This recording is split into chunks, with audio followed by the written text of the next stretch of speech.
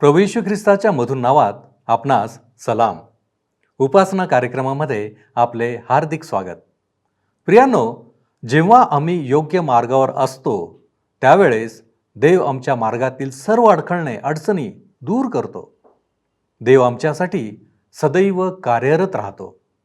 त्यामुळेच आमच्या जीवनातील सर्व घटनांचा सूत्रधारही तोच बनलेला असतो. परमेश्वर आम्हाला सर्व काही उत्तम देतो आणि आम्हाला पुनर्स्थापित करण्यासाठी तो कटिबद्ध असतो. कदाचित या सर्व गोष्टी आपणास एखाद्या परिकथेतील वाटतील, पण वास्तविकतेमध्ये देव अशा रीतीने कार्य करतो कारण त्याची प्रीती आमच्यावर आहे. साधारण असाच काहीतरी अनुभव आम्हाला रूथच्या बाबतीत घडून येत आहे असे आजच्या अध्ययनात दिसेल. तर मग चला प्रियांनो, आपण आपल्या अध्ययनाची सुरुवात करूया. श्रोत्यानो, ह्या दिवसांमध्ये आम्ही रूथचे पुस्तक 2 अध्याय ह्याचे अध्ययन करीत आहोत. 1 ते 3 वचनांवर आम्ही विचार केलेला आहे आणि आज 4थ्या वचनापासून पुढे आम्ही आपले अध्ययन सुरू करणार आहोत. आमच्या जीवनाकरिता परमेश्वराच्या इच्छेसंबंधाने तुम्ही जर हे समजता की परमेश्वराने प्रत्येक कोण्यावर तुमच्यासाठी हिरवा लाईट लावावा किंवा एखादा बाण दाखवावा किंवा स्वर्गातून विशिष्ट आवाज यावा, तर तुमची ही समजूत चुकीची आहे. परमेश्वर अशा प्रकारे करीत नाही श्रोत्यानो. आणि जेव्हा मी काही लोकांना असं म्हणताना ऐकते तेव्हा मला असं वाटतं की मूळतः त्यांच्यामध्ये काहीतरी गडबड आहे किंवा ते दुसऱ्यांना फसवायच्या प्रयत्नात आहेत. पण 1 मिनिट थांबा. मला असं वाटतं परमेश्वर आम्हाला कधी-कधी मुद्दामून खालच्या रस्त्यावरून जाण्यास भाग पाडतो. परंतु आपणापैकी कोणीतरी म्हणेल, तुम्ही फार चुकीचा निर्णय घेतला. तुम्हाला माहीत आहे, तुम्ही घेऊ शकता. परंतु चित्तवेधक गोष्ट म्हणजे तुमच्यासमोर जर 2 मार्ग आहेत आणि तुम्ही चुकीचा मार्ग घेता, तर ह्या जगामध्ये असे काहीच नाही जे तुम्हाला वापस येण्यापासून आणि पुन्हा प्रारंभ करण्यापासून रोकेल.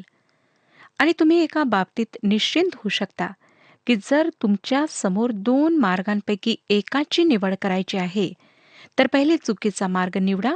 नंतर तुम्हाला कळेल की बरोबर आणि योग्य कोणता मार्ग आहे. मला आश्चर्य वाटतं की कितीतरी लोक सोपा रस्ता निवडून परमेश्वराच्या इच्छेमध्ये अडथळा निर्माण करीतात. ठीक आहे, हा नेहमीच सोपा मार्ग नसतो आणि रूथ करिता तर निश्चितच हा सोपा मार्ग नव्हता. जर आपण रूथला विचारले असते की काय तुला माहीत होते का की तू अगदी बरोबर योग्य शेतात जात आहेस, तिने म्हटले असते, मला माहिती नाही तुम्ही काय बोलत आहात, कशाविषयी बोलत आहात. आणि जर तुम्ही तिला विचारले असते की तू त्याच शेताची निवड का केलीस, तर मला वाटतं तिने म्हटले असते की मी त्याबद्दल प्रार्थना केली होती. घर सोडण्यापूर्वी सकाळी मी परमेश्वराला म्हटले की तू माझे योग्य प्रकारे मार्गदर्शन कर. मला खरंच माहिती नव्हतं की कोणता मार्ग घ्यावा, पण मी ह्या ठिकाणी उतरले आणि एका शेताकडे मी पाहिले ज्या ठिकाणी चांगले पीक होते, परंतु त्या ठिकाणी धान्य टिपणारे गरीब लोक जास्त नव्हते. तेव्हा मला खात्री पटली, ज्याचे हे शेत आहे तो माणूस कंजूस आहे. परंतु रस्त्याच्या पलीकडे जे शेत आहे तेथे बापरे बाप, बरेच गरीब लोक धान टिपत होते आणि मला माहीत झाले की तो फार उदार हृदयाचा माणूस असावा. मला सुद्धा असेच शेत शोधण्याची आवश्यकता होती, कारण मी मवाबी आहे, विदेशी आहे, उपरी आहे, जातीबाहेरची आहे. मला कोणी बाहेर काढू नये म्हणून मी ह्या शेताची निवड केली.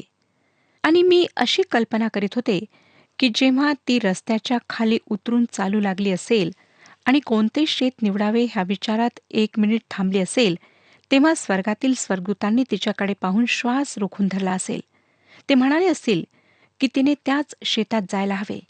ती योग्य त्याच शेतात गेली आणि मला वाटतं स्वर्गातील सगळ्यांनी सुटकेचा श्वास घेतला असेल जेव्हा त्यांनी बवाच्या शेतात तिला शेतामध्ये प्रवेश करताना पाहिले असेल.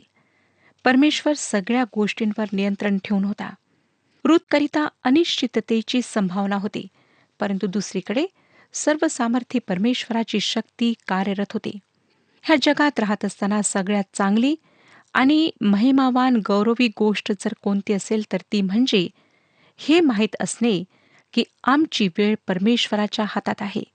तोच ह्या सृष्टीमध्ये घडणाऱ्या सर्व घटनांना आपल्या नियंत्रणात ठेवतो आणि त्यांच्याविषयी आज्ञा देतो आणि त्याच्या लेकरांच्या जीवनात कुठलीच गोष्ट त्याच्या परवानगीशिवाय होत नाही. श्रोत्यानो, तुम्हाला हे स्मरणात ठेवायला हवे की अय्युबाच्या भोवती कुंपण होते आणि जोपर्यंत परमेश्वराने परवानगी दिली नाही तोपर्यंत सैतान त्याला स्पर्श करू शकला नाही. जोपर्यंत उदात्त आणि योग्य असा उद्देश पूर्ण होणार नाही तोपर्यंत परमेश्वर परवानगी देत नाही. आणि मला पूर्ण खात्री आहे की रूथला ती घेत असलेल्या निर्णयाचे महत्त्व समजले नसणार. ती अशीच आत गेली आणि मला वाटतं तिने प्रार्थना केली असेल आणि त्याकरिता तिच्याजवळ योग्य आधार होता. आज परमेश्वराचे काही लोक निराश आहेत. त्याचे कारण म्हणजे ते चिन्हाची, अनुभवाची, प्रकाशनाची आणि वाणीची, दर्शनाची आणि स्वप्नांची अपेक्षा करतात. त्यांना हे समजून घ्यायला हवे आहे की परमेश्वर आता अशा प्रकारे आमच्याशी बोलत नाही. आज परमेश्वर त्याच्या वचनाच्याद्वारे आमच्याशी बोलतो. जे काही त्याला सांगायचे आहे, जे काही मार्गदर्शन त्याला आम्हाला पुरवायचे आहे, ते सर्व त्याने आपल्या वचनाद्वारे सांगितले आहे आणि आज सुद्धा तो वचनाद्वारे आमच्याशी बोलतो. आणि परमेश्वराचे ते जण जे त्याच्या सहभागितेत राहतात, ज्यांनी स्वतःची सारे पापे कबूल केलेली आहेत आणि ज्यांनी परमेश्वराच्या पवित्र आत्म्याला दुखित केले नाही, ते आपले जीवन त्याच्याकरिता समर्पित करू शकतात. आणि जर ते अशा स्थितीत पोहोचतात जेथे त्यांना निश्चित खात्री नसते की परमेश्वराची काय इच्छा आहे, तर ते फक्त विश्वासाच्या आधारावर निर्णय घेऊ शकतात आणि त्यानुसार त्या परिस्थितीत पुढे जाऊ शकतात. आता शक्यता आहे की ते चुकीचे निर्णय घेऊ शकतील, परंतु परमेश्वर मला विशिष्ट उद्देशाने तसे निर्णय घेण्याची परवानगी देतो. माझ्या जीवनामध्ये श्रोत्यानो अशा कितीतरी घटना घडल्यात ज्यामध्ये मी परमेश्वराजवळ प्रार्थना केली की प्रभू, तू द्वार उघड, परंतु त्याने उघडले नाही. इतकेच नाही, परंतु त्याने ते माझ्या तोंडावर धाडकन बंद केले आणि मला फार वाईट वाटले. परंतु मी परमेश्वराचे आभार मानते की त्याने तसे केले, कारण आता मी भूतकाळात मागे पाहून म्हणू शकते की ते माझ्या जीवनाकरिता अतिउत्तम झाले. हे अगदी त्याप्रमाणे आहे जे योसेफाने त्याच्या भावांना जेव्हा ते त्यांच्या पित्याच्या वृद्ध याकोबाच्या मृत्यूनंतर त्याच्याकडे आलेत तेव्हा म्हटले. उत्पत्तीचे पुस्तक 50 अध्याय आणि 20व्या वचनात, तुम्ही माझे वाईट योजिले, पण देवाची योजना बऱ्यासाठीच होती, की जेणेकरून बहुत लोकांचे प्राण वाचावे, हे तुम्ही आज पाहतच आहात. किती अद्भुत आहे हे. आणि होऊ शकते आज तुम्हाला ह्यावरून उत्साह मिळेल. कदाचित तुम्ही नखे कुरतडून हे आश्चर्य करीत बसला असाल की तुम्हाला अजूनपर्यंत स्पष्ट मार्गदर्शन का मिळाले नाही. तुम्हाला असे काही ख्रिस्ती लोक माहीत आहेत का की जे हे समजतात की त्यांना स्वर्गामध्ये अगदी खुला प्रवेश आहे. आता हे फार विलक्षण आहे की आम्हा सगळ्यांची परमेश्वरापर्यंत पोहोच आहे, परंतु मला खात्री नाही की तो नेहमीच तुरंत आमच्याशी बोलतो. तर श्रोत्यानो, ह्या विधानाविषयी की मला माहीत आहे की परमेश्वराची इच्छा काय आहे, पुष्कळदा आम्ही ज्याला गमतीवर नेतो त्याचे गांभीर्य जाणून घेत नाही. आम्हाला सावधान व्हायचे आहे. आम्ही नेहमीच त्याची खात्री देऊ शकत नाही, परंतु आम्ही आमचे मार्ग त्याच्या हातात सोपवू शकतो. कोणतेही कबूल न केलेले पाप आमच्या जीवनात असायला नको. पवित्र आत्म्याला आम्ही दुखवू नये आणि जितके आम्हाला माहीत आहे त्याप्रमाणे आम्ही त्याच्या इच्छेला अधीन राहायला हवे. हा श्रोत्यानो, तुम्ही फार अद्भुत रीतीने स्वतःला त्याच्या हातात सोपवू शकता. आणि जर तुम्ही योसेफाप्रमाणे बिकट परिस्थितीत सापडाल तरी त्याच्यासोबत म्हणा, अय्योबाप्रमाणे 13 अध्याय 15व्या वचनात, तो मला ठार मारणार तरी मी त्याची आस धरीन, माझ्या वर्तन क्रमाचे त्यासमोर मी समर्थन करीन. माझ्या प्रिय श्रोत्यानो, हेच एक महान सत्य आहे जे जीवनात आनंद आणि जीवनाविषयी अपेक्षा उत्पन्न करते. परमेश्वराची कृपाच त्याच्या लोकांकरिता प्रत्येक दिवस उत्तेजनकपूर्व बनवते.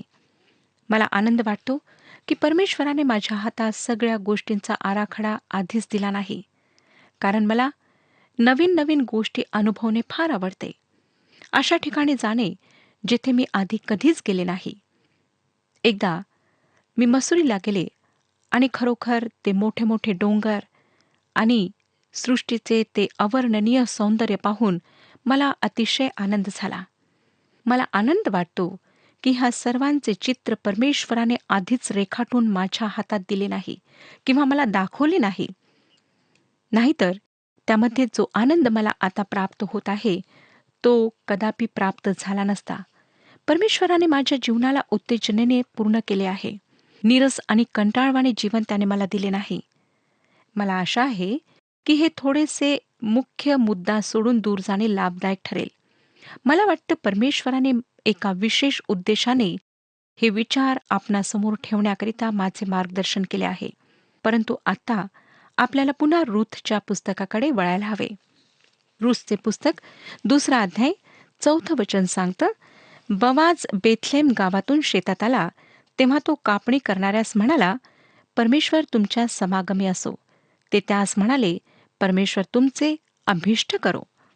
आता काही स्पष्ट न करता येण्यासारख्या कारणास्तव बवाज सकाळी शेतावर जाण्यापासून राहिला. तो श्रीमंत माणूस होता आणि होऊ शकतं की सकाळी लवकर शेतात जाणे त्याला आवश्यक वाटले नसावे. परंतु मी एखाद्या माणसाच्या चरित्रावरून ओळखू शकते की तो सर्व परिस्थितीच्या वर होता आणि होऊ शकतं की त्या सकाळी त्याला बेथलेमात काही काम असावे. कदाचित मजुरांची मजदुरी देण्यासाठी पैसे आणायचे असतील. कारण काही का असेना श्रोत्यानो, तो त्याच्या शेतात नंतर पोहोचला. लक्षात घ्या, तेथे पोहोचल्यानंतर त्याने काय केले? त्याने कापणी करणाऱ्यास म्हटले, परमेश्वर तुमच्या समागमी असो. ती बोल भाषा होती आणि त्यांनी उत्तर दिले, परमेश्वर तुमचे अभिष्ट करो. आणि हे मजूर लोकांनी दिलेले उत्तर होते. हे बोलणे, हा वार्तालाप आमच्या आजच्या काळातील मजूर आणि भांडवलदारांचे बोलणे वाटत नाही, होय ना श्रोत्यानो? खरे पाहता मजदूर आणि भांडवलदार दोन्ही आज परमेश्वरापासून बरेच दूर आहेत. आता मोकळेपणाने सांगायचे म्हणजे मी अगदी गरीब प्रभूची सेविका आहे, भांडवलदार नाही. माझे वडील सुद्धा प्रभूचे सेवक होते. पण श्रोत्यानो, बवाजच्या काळात त्याच्या शेतात काम करणाऱ्यांची सुद्धा भाषा किती चांगली होती हे लक्षात घ्या. किती चांगले संबंध मालक आणि नौकर ह्यांच्यामध्ये होते. 5वं वचन सांगतं, मग बवाज कापणी करणाऱ्यांच्या मुकदमास म्हणाला, ही मुलगी कोणाची? आता आम्ही ह्या गोष्टीच्या अशा भागात आलो आहोत जो फार मनोरंजक आहे. ही विदेशी लहान मुलगी गरिबी स्वीकारण्यास आणि वाळीत टाकलेल्या अवस्थेत राहण्याकरिता, नेहमीकरिता वैधव्यात राहण्याकरिता तयार त्या शेतामध्ये धान्य वेचित होती. संयोगवश ती बवाजच्या शेतामध्ये गेली होती. बेथलेमातील सगळ्यात स्वीकारण्याजोगा अविवाहित पुरुष, मला वाटतं बेथलेमातील बऱ्याच अविवाहित मुलींच्या आईवडिलांनी त्याला चहासाठी आणि जेवणासाठी निमंत्रित केले असणार. म्हणतात ना की कुठल्याही पुरुषाच्या हृदयात काय आहे हे जाणून घेण्याचा मार्ग त्याचे पोट असते. आणि मी कल्पना करू शकते की बऱ्याच जणांनी ह्या मार्गाने त्याला आपल्याकडे ओढण्याचा प्रयत्न केला असेल. परंतु तो तेथल्या स्थायिक मुलींमध्ये रुची ठेवणारा नव्हता. परंतु एक दिवस तो त्याच्या शेतात जातो आणि तेथे ह्या मवाबी लहान विधवेला पहिल्यांदा पाहतो. आणि मी तुम्हाला सांगू शकते की अवश्य त्याच्या मनात तिच्याविषयी प्रेम आणि आपुलकी निर्माण झाली असेल. आता ह्या ठिकाणी बवाज तिच्याविषयी काय म्हणाला हे अशा प्रकारचे वाक्य नव्हते, वा, ही तरुणी कोणाची आहे? मला ह्या ठिकाणी ह्याचे भाषांतर बऱ्याच प्रकारे देता येईल. तो म्हणतो, ही आजपर्यंत कुठे लपलेली होती, जी मला ह्या आधी कधीच दिसले नाही? हे जरा ऐकायला बरं वाटतं, होय ना श्रोतांनो? असं वाटतं की पहिल्या नजरेतच ती त्याला आवडली असणार. त्याच्या मनात तिच्याविषयी प्रेम निर्माण झाले असणार. मी स्वतः पहिल्या नजरेत प्रेमाला मान्यता देते.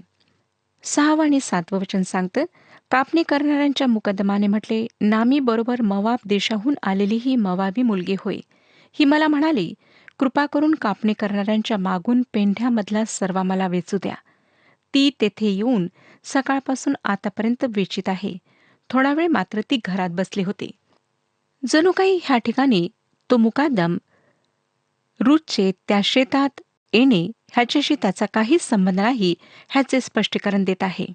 आता मुकादमाने जेव्हा आपली बाजू मांडली त्यानंतर बवाज काय करतो ते पहा. तो रूथकडे वळून म्हणतो 8व्या वचनात, बवाज रूथेस म्हणाला, मुली ऐकतेस ना? तू दुसऱ्याच्या शेतात सर्वा वेचावयास येथून जाऊ नको. येथेच माझ्या नोकरीनी बरोबर राहा. श्रोत्यानो, ह्या ठिकाणी एक वेगळीच भाषा आम्हाला आढळते. नंतर 9वं वचन बघा. हे ज्या शेताची कापणी करीत आहेत त्याकडे नजर ठेवून त्यांच्या मागून जा. तुला काही त्रास पोहोचू नये अशी आज्ञा मी या गड्यास दिली नाही काय? तुला तहान लागल्यास तू भांड्याकडे जाऊन या गड्यांनी भरून ठेवलेले पाणी पी. आता ह्या ठिकाणी 2 गोष्टी आहेत ज्या फार महत्वाच्या आहेत. तो फक्त तिला शेतात काम करण्यासाठीच आणि राहण्यासाठीच आमंत्रण देत नाही, परंतु तिच्या भोवती सुरक्षिततेचा वाडा सुद्धा बांधतो. तो म्हणतो की मी माझ्या नोकरांना आदेश दिला आहे की तू ह्या शेतात येऊ शकतेस आणि तुला कोणी त्रास न द्यावा म्हणून गड्यास मी ताकीद दिली आहे. त्या दिवसांमध्ये रूथ सारख्या परिस्थितीत असणाऱ्या विधवेकरिता ती सुद्धा मवावी स्त्रीला राहणे धोक्याचे होते. अपमानावर अपमान तिला सहन करावे लागले असतील.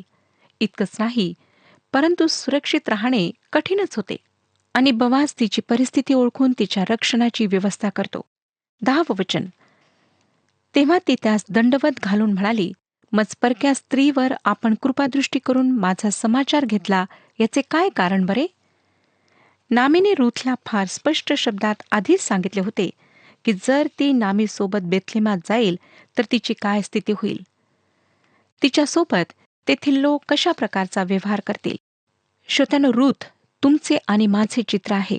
रोमकरास पत्र 5 अध्याय आणि 8 वचनात म्हटले आहे, पण देव आमच्यावरच्या आपल्या प्रीतीचे प्रमाण असे देतो की आम्ही पापी असताना ख्रिस्त आम्हासाठी मरण पावला. पॉल सांगतो की असे प्रेम आज ह्या संसारात नाही. फक्त परमेश्वरच अशा प्रकारचे प्रेम करू शकतो. ज्या प्रकारचे प्रेम परमेश्वराने पाप्यांकरिता प्रगट केले, तसे प्रेम आम्हाला कोठेच आढळत नाही. अशा प्रेमाचे प्रदर्शन आम्हाला येथे आढळते जेव्हा रूथ म्हणते की तुम्ही मजवर एवढी कृपादृष्टी कशी काय करू शकता. ती फार आश्चर्यात पडलेली होती. आता मी रूथच्या प्रश्नाचे उत्तर मोठ्या प्रसन्नतेने देऊ शकते. जर ती घरी जाऊन आपला चेहरा आरशात पाहिल तर तिला ह्याचे कारण समजेल. ती एक सुंदर स्त्री होती. ती चांगली होती, आकर्षक होती. तिच्यामध्ये ते सर्व काही गुण आहेत जे एका स्त्रीमध्ये असायला हवे, आणि त्याच कारणामुळे बोआज तिच्या प्रेमात पडला होता. मी तिच्या प्रश्नाचे उत्तर देऊ शकते, पण हा असा एक प्रश्न आहे ज्याचे उत्तर मी देऊ शकत नाही. परमेश्वराच्या दृष्टीत मी कृपेस पात्र कशी ठरले? श्रोत्यानो, हा प्रश्न आहे. देवाने फक्त आपल्या प्रेमाखातर आपली ही कृपा आमच्यावर प्रगट केली. पुढे 11वं वचन बघा. बोआज तिला म्हणाला, तुझा पती मेल्यापासून तू आपल्या सासूशी कशी वागलीस व तू कशा प्रकारे आपली माता पितरे व जन्मभूमी सोडून तुला अपरिचित अशा लोकात आलीस, ही सविस्तर हकीकत मला समजली आहे. ज्या गोष्टी ह्या विधवेविषयी ते लोक सांगत होते त्या सर्व चांगल्या होत्या. बेथलेममध्ये सगळीकडे एकच चर्चेचा विषय होता, ज्याप्रमाणे बऱ्याच ठिकाणी होतं, आणि तो चर्चेचा विषय म्हणजे ही परदेशातली मुलगी. 12वं वचन सांगतं, परमेश्वर तुझ्या कृतीचे तुला फळ देवो. इस्रायलाचा देव परमेश्वर याच्या पंखाखाली तू आश्रयास आली आहे, तो तुला पुरे पारितोषिक देव. तिने परमेश्वरावर विश्वास ठेवला होता. ह्याच कारणामुळे तिने मोवाब देश सोडला आणि ह्या देशात येण्याचा दृढ निश्चय केला. तिने म्हटले की नामीचा परमेश्वर माझा परमेश्वर होईल. ती आपल्या देवी देवतांची भक्ती सोडून जिवंत आणि खऱ्या परमेश्वराकडे आली होती. तिने परमेश्वरावर विश्वास ठेवला होता. ती आता त्याच्या लोकांमध्ये समाविष्ट झाली होती. त्यामुळेच इस्रायलमध्ये तिची इतकी सुंदर आणि चांगली साक्ष होती. 13वं वचन, 2 अध्याय 13वं वचन. ती म्हणाली, महाराज आपली कृपादृष्टी मजवर राहू द्यावी. मी आपल्या कोणत्याही दासीच्या बरोबरीची नसून आपण मजशी ममतेने बोलून माझे समाधान केले आहे. ह्या ठिकाणी श्रोत्यानो, रूथची प्रतिक्रिया फार चित्तवेधक आहे. तिने सांत्वनेची अपेक्षा केली नव्हती. कोणी तिच्याशी मित्रत्वाच्या भावनेने बोलेल, तिची विचारपूस करेल, ही सुद्धा तिला अपेक्षा नव्हती. आणि ह्या सर्वांची तिने अपेक्षा केली नाही. ह्याचे कारण म्हणजे तिच्या सोबतच्या अन्य नोकरांनी सारखी ती नव्हती. आणि बहुतेक हेच कारण असावे की बोआजच्या लक्षात ती आली, कारण ती अन्य मुलींप्रमाणे नव्हती. आज आम्ही अशा समाजात राहत आहोत जिथे वैयक्तिक रूपाने राहणे आणि स्वतंत्र विचार असणे ह्यांना महत्त्व दिले जाते. आज आम्ही पाहतो की सर्व तरुण एकसारखेच कपडे घालतात, एकसारखीच केशरचना करण्याचा प्रयत्न करतात. परंतु रूथ मात्र अगदी वेगळी होते. पुन्हा एकदा आपण रूथकडे आणि बवाजकडे पाहूया. अरे बापरे, त्यांनी तिला दुपारच्या भोजनाचे आमंत्रण दिले. आपण याची कल्पना करू शकता का? आम्हाला वाटतं की त्या काळचे दिवस फार अथवा कमी असंस्कृत होते. बवाज सकाळी 10 वाजताच्या सुमारास भेटतो आणि दुपारच्या जेवणाचे तिला आमंत्रण देतो. ती त्याच्यासोबत भोजन करते. श्रोत्यानो, आपण ह्यामध्ये प्रगती करू शकणार नाही. आमच्या ह्या दिवसांमध्ये आम्ही असे करू शकतो का? 14वं वचन बघा. भोजनाच्या वेळी बवाज तिला म्हणाला, इकडे ये, भाकर खा. ह्या कढीत आपली भाकर बुडीव. त्या कापणी करणाऱ्यांच्या पंक्तीस ती बसली व त्यांनी तिला हुरडा दिला. तो तिने पोटभर खाल्ल्यावर काही शिल्लक राहिला. बवाजचे तिच्याकडे लक्ष होते आणि तिला पत्नीच्या रूपात स्वीकारण्याकरिता तो सर्वतोपरी प्रयत्न करणार होता. आता 15 आणि 16 वचने सांगतात, ती सर्व वेचावयास निघाली तेव्हा बवाजाने आपल्या गड्यास सांगितले, तिला पेंढ्यात वेचू द्या, मना करू नका, आणि चालता चालता पेंढ्यातून मूठ मूठ टाकीत जा. तिला वेचू द्या, तिला धमकावू नका. तो अशा प्रकारे आपल्या नोकरांना आज्ञा देतो. नंतर 17वं वचन. तिने या प्रकारे संध्याकाळपर्यंत सर्वा वेचला. तिने वेचून आणलेला सर्वात झोडीला. त्याचे एफाभर सातू निघाले. 1 एफा म्हणजे 8 गॅलनचे एक माप. इतका सर्वा तिने वेचला. त्याची किंमत दिवसभराच्या कामाच्या मजुरीच्या तुलनेत फार अधिक होते आणि विशेष रीतीने ह्या लहान विधवा मुलीसाठी तर नक्कीच फार जास्त. 18 आणि 19 वचने. ते घेऊन ती नगरात गेली. तिने काय वेचून आणले ते तिच्या सासूने पाहिले. तसेच तिने पुरे इतके खाऊन उरलेले आणले होते तेही तिला दिले. तिच्या सासूने तिला विचारिले, आज तू कोठे सर्वा वेचिला? हे श्रम तू कोठे केलेस? ज्याने तुझा समाचार घेतला त्याचे कल्याण हो. मग आपण कोणाच्या शेतात काम केले ते तिने आपल्या सासूला सांगितले. ती म्हणाली, ज्या माणसाच्या शेतात आज मी काम केले त्याचे नाव बवाज. श्रोत्यानो, अशा प्रकारे रूथ आपली संपूर्ण घटना आपल्या सासूला सांगते आणि ह्या क्षणापर्यंत रूथला पूर्ण कल्पना नाही की बवाज कोण आहे, पण नामीला मात्र आहे. 20वं वचन सांगतं, नामी आपल्या सुनेस म्हणाली, ज्या परमेश्वराने जिवंतांवर व मृतांवरही आपली दया करावयाचे सोडिले नाही, तो त्याचे कल्याण करो. नामी तिला आणखी म्हणाली, हा माणूस आपल्या आप्तांपैकीच आहे. एवढेच नव्हे तर आपले वतन सोडविण्याचा त्यास हक्क आहे. श्रोत्यानो, इब्री भाषेतील गोयल किंवा नातलगांमधून कोणी सोडवणारा हा दुसरा नियम आहे, जो आमच्याकरिता फार अनोळखा आहे, कारण त्याच्याशी सुसंगत असे काहीच आमच्याजवळ नाही. परंतु स्वतःच्या लोकांची काळजी घेण्यासाठी ही परमेश्वराने केलेली योजना होती, व्यवस्था होती आणि ह्याविषयी आपण पुढच्या कार्यक्रमामध्ये अधिक पाहू. परमेश्वर आपणा सर्वांस आशीर्वाद देवो.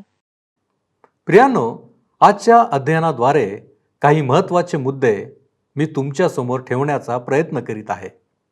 पहिला मुद्दा, देवाला सर्व लोकांची काळजी आहे.